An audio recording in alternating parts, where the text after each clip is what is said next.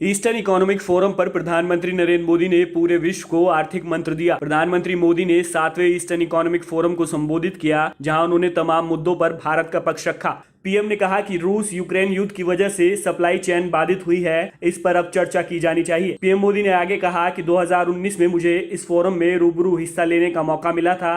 उस समय हमने भारत की एक्ट फॉर ईस्ट नीति की घोषणा की थी। परिणाम स्वरूप रशियन फॉर ईस्ट के साथ विभिन्न क्षेत्रों में भारत का सहयोग बढ़ा है। उन्होंने कहा कि भारत आर्कटिक विषयों पर रूस के साथ अपनी भागीदारी को मजबूत करने के लिए इच्छुक है। ऊर्जा के क्षेत्र में भी सहयोग की अपार संभावनाएं हैं। ऊर्जा के साथ साथ भारत ने फार्मा और हीरो के क्षेत्र में भी रशियन फॉर ईस्ट में महत्वपूर्ण निवेश किए हैं। उन्होंने कहा कि रूस यूक्रेन विवाद बातचीत से सुलझाया जाना चाहिए। पीएम ने कहा कि यूक्रेन संघर्ष की शुरुआत से ही हमने कूटनीतिक और वार्ता का मार्ग अपनाने की आवश्यकता पर जोर दिया है। हम इस संघर्ष को समाप्त करने के लिए सभी शांतिपूर्ण प्रयासों का समर्थन करते हैं। पीएम मोदी ने कहा कि आज वैश्वीकृत दुनिया में विश्व के किसी भी एक हिस्से की घटनाएं पूरे विश्व पर प्रभाव पैदा करती हैं। यूक्रेन संघर्ष और कोविड महामारी से ग्लोबल सप्लाई चेन पर बड़ा असर पड़ा है। खाद्यान्न, उर्वरक और ईंधन की कमी विकासशील देशों के लिए बड़ी चिंता का विषय है।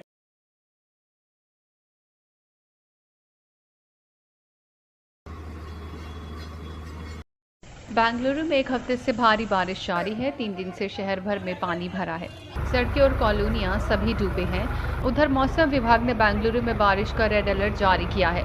विभाग का कहना है कि अगले 5 दिनों में लगातार बारिश हो सकती है, जिससे हालात और ज्यादा खराब होने की आशंका है। बेंगलुरु में कॉलोनियों के डूबने से होटलों का किराया दुगना हो गया है। यहाँ एक रात ठहरने के लिए कमरों की कीमत 30 से 40 हजार हो गई है। वहीं दूसरी ओर अमेजॉन, स्विगी जैसे ई कॉमर्स कंपनियों ने भी बारिश और बाढ़ के चलते कुछ समय के लिए अपनी सर्विसेज सस्पेंड कर दी हैं।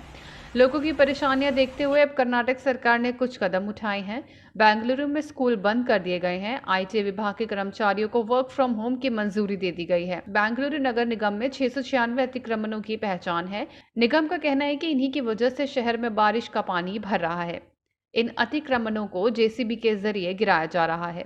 मुख्यमंत्री वासवराज बोम्मई भी लगातार राज्य में दौरे कर रहे हैं। वे बुधवार सुबह काली जीप में बेंगलुरु के बाहरी इलाकों में पहुंचे। उन्हें भी पानी भरी सड़कों से ही गुजरना पड़ा। मौसम विभाग का कहना है कि बेंगलुरु के कई हिस्से और कर्नाटक के दूसरे इलाकों में 9 सितंबर तक ऐसी ही भारी बारिश देखने की संभावना है। बेंगलुरु नगर पालिका के चीफ कमिश्नर ने बताया कि 30 अगस्त से 4 सितंबर के बीच सामान्य से 5 गुना ज्यादा बारिश हुई है। शहर की 162 झीलें भी भर चुकी हैं, जिसके चलते बाढ़ जैसे हालात हो गए हैं। कर्नाटक के मुख्यमंत्री बासवराज बोम्मई ने कहा कि हमने शहर से पानी बाहर निकालने के कामों के लिए 1500 करोड़ रुपए तुरंत जारी किए हैं। इसके अलावा 300 करोड़ रुपए अतिक्रमण हटाने के अभियान में खर्च किए जाएंगे।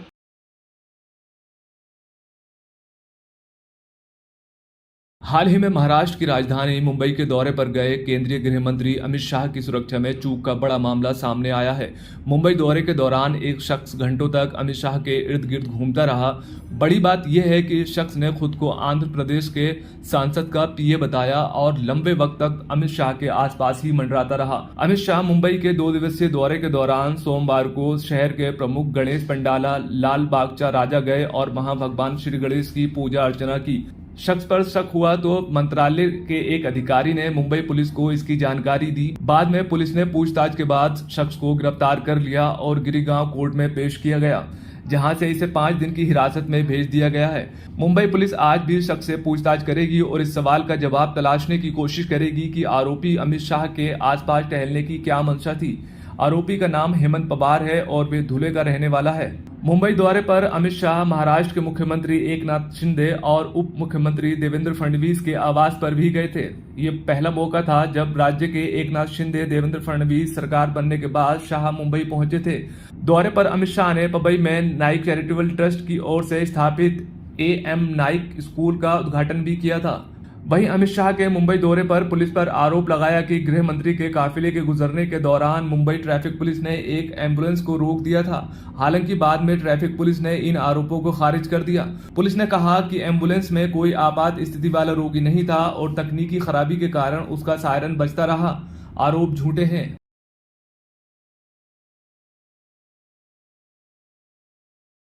प्रधानमंत्री Narendra Modi central Vista Avenue के पहले फेज का उद्घाटन करेंगे। इस दौरान पीएम इंडिया गेट पर नेताजी सुभाष चंद्र बोस की प्रतिमा का भी अनावरण करेंगे।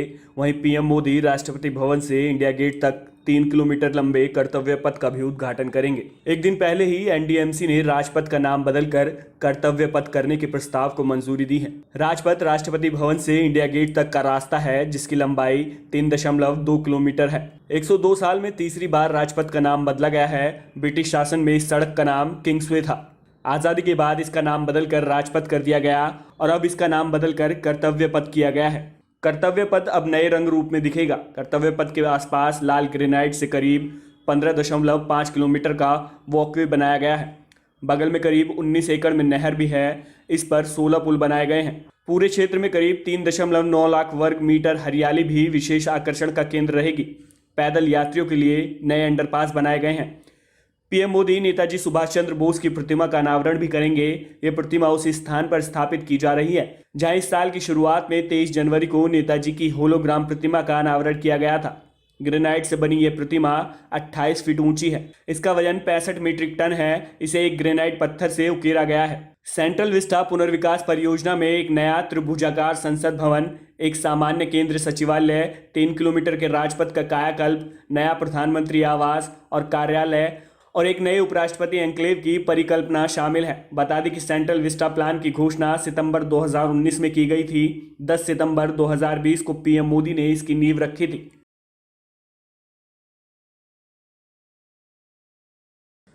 दिल्ली के मुख्यमंत्री अरविंद केजरीवाल ने प्रधानमंत्री नरेंद्र मोदी को पत्र लिखा है। चिट्ठी में केंद्र सरकार की 14,500 स्कूल अपग्रेड करने की योजना को लेकर पीएम मोदी पर इशारों में केजरीवाल ने तंज कसा है। दरअसल प्रधानमंत्री ने 14,500 स्कूलों को अपग्रेड करने की घोषणा की थी, जिसे कैबिनेट ने मंजूरी भी दे दी है। इसी को लेकर केजरीवाल ने अपने पत्र में कहा है कि देश में 10 लाख स्कूल हैं। अगर यही स्पीड रही तो स्कूल अपग्रेड करने की योजना में 100 साल से भी ज़्यादा लग जाएंगे।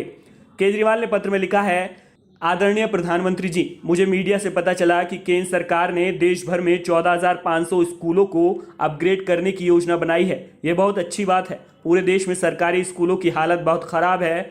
उनको अपग्रेड और आधुनिक बनाने की ज़रूरत है। केजरीवाल ने पत्र में आगे लिखा है, आपने केवल 14,500 सरकारी स्कूलों को ठीक करने की योजना बनाई है। देश भर में 10 लाख से ज़्यादा सरकारी स्कूल हैं। ऐसे तो सारे सरकारी स्कूलों को ठीक करने में 100 साल से भी ज़्यादा लग जाएंगे। तो क्या अगले 100 साल भी हम दूसरे देशों से पीछे रह जाएंगे? देश के हर सरकारी स्कूल में शानदार शिक्षा की व्यवस्था के बिना हमारा देश विकसित नहीं बन सकता। मैंने आज ही चिट्ठी लिखी है प्रधानमंत्री जी को। प्रधानमंत्री जी ने अभी 5 सितंबर को ऐलान किया कि 14,500 स्कूलों को केंद्र सरकार पूरे देश में अपग्रेड करेगी। बहुत अच्छी बात है, हम बधाई देते हैं उनको। लेकिन देश में 10 लाख, 10.5 लाख सरकारी स्कूल हैं। अगर 14,500 स्कूलों को किया जाएगा तो 100 साल लग जाएंगे सारे सरकारी स्कूलों को ठीक करने में। केजरीवाल ने पीएम मोदी से पत्र के जरिए अपील की है कि सभी 10 लाख स्कूलों को एक साथ ठीक करने का प्लान बनाया जाए। यूपी की बाराबंकी जिला जेल में एचआईवी विस्फोट हुआ है। जेल में 26 एचआईवी पॉजिटिव कैदी मिले हैं। वहीं एचआईवी पॉजिटिव मिलने के बाद जेल प्रशासन अलर्ट हो गया है और अब प्रशासन पर कई सवाल उठ रहे हैं कि जिला जेल प्रशासन सख्त होने के बाद भी कैदी एचआईवी पॉजिटिव कैसे हुए। बता दें कि स्वास्थ्य विभाग की टीम जेल पहुंच चुकी है। साथ ही बताया जा रहा है कि 10 अगस्त से 1 सितंबर तक 3 चरणों में एचआईवी कैंप लगाकर जांच करवाई गई थी, जिसकी रिपोर्ट सोमवार को आई थी। रिपोर्ट आने के बाद जिला जेल में हड़कंप मच गया। बता दें कि जिला जेल में 3,300 कैदी हैं। जिला चिकित्सा अधिकारी डॉक्टर अवधेश यादव ने बताया कि कैदियों के स्वास्थ्य को लेकर ज़्यादा ध्यान दिया जा रहा है। जेल में 24 लोग नहीं बल्कि 26 लोगों का एचआईवी टेस्टिंग हुई है, जिसमें कि 26 लोग एचआईवी पॉजिटिव हुए हैं। कुल कैदियों की क्षमता यहाँ 3300 है। उसमें 70 महिलाओं का टेस्ट अभी होना बाकी है, महिला कैदी। बाकी जिन कैदियों का टेस्ट हुआ उसमें 26 कुल पॉजिटिव आए हैं। 26 में से 2 का ट्रीटमेंट जो ART है थेरेपी, लोहिया हॉस्पिटल में चल रही है। बाकियों की मैं प्रयास कर रहा हूँ कि जल्दी जल्दी उनको ट्रीटमेंट उपलब्ध हो सके। कारण तो बता पाना इस समय मुश्किल है, कारण को फाइंड आउट किया जाएगा बाद में। बता दें कि इससे पहले बाराबंकी जिला जेल में कोविड के समय कैदियों को 36 क्विंटल नींबू पिलाने का मामला भी सामने आया था, जिसमें 40 किलो नींबू हर रोज कैदियों को पिलाया जाता था। वहीं होमगार्ड और कारागार मंत्री धर्मवीर प्रजापति द्वारा औचक निरीक्षण के बाद जेल अधीक्षक समेत 3 अधिकारियों को सस्पेंड कर दिया गया था और अब जेल में कैदी HIV पॉजिटिव मिले हैं।